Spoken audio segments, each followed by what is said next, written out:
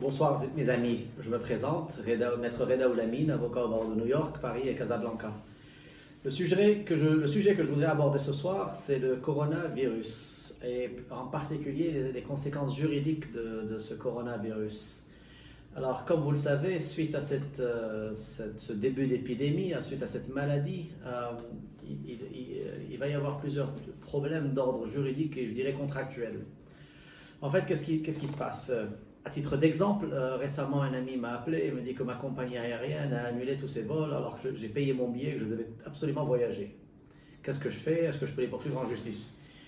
Je dis oui, en principe. Je te conseillerais plutôt d'abord de trouver une solution à l'amiable avec ton transporteur aérien et puis, le cas échéant, on pourra réfléchir à d'autres alternatives d'ordre juridique.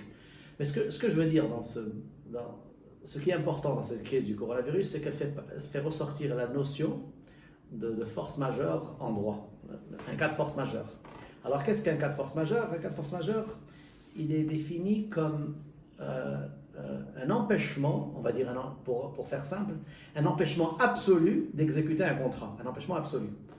Bien sûr, tout est sujet à interprétation, n'est pas absolu tout empêchement. Et donc, la loi et la jurisprudence dans différents pays ont l'habitude d'exiger trois critères cumulatifs, trois caractéristiques cumulatives pour qu'il y ait un véritable cas de force majeure. Il faut que l'événement soit imprévisible, c'est-à-dire vraiment imprévisible,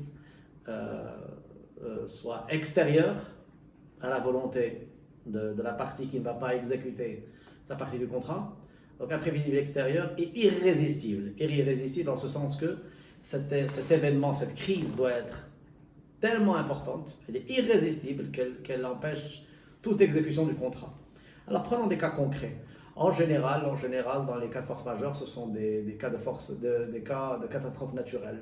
Ça peut être plus souvent un ouragan violent, un tremblement de terre, une guerre. Et j'en passe.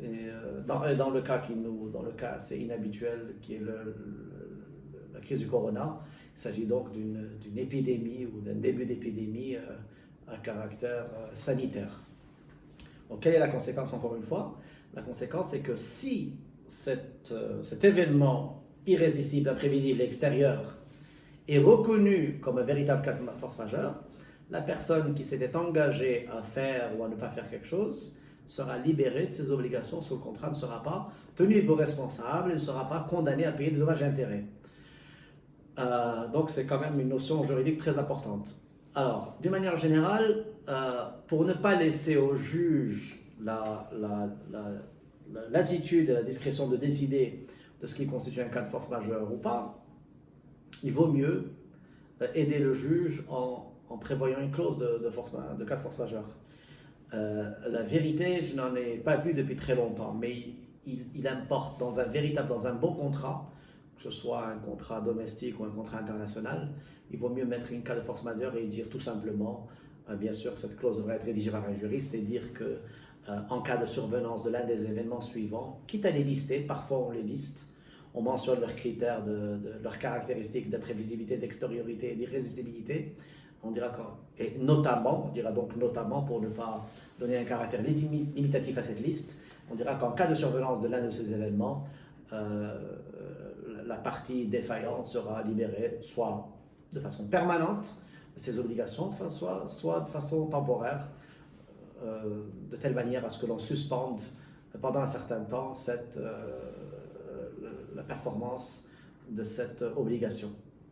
Voilà, je crois avoir fait un petit peu le tour de ce cas de force majeure et n'hésitez pas à nous poser des questions si vous en avez concernant ce sujet. Merci.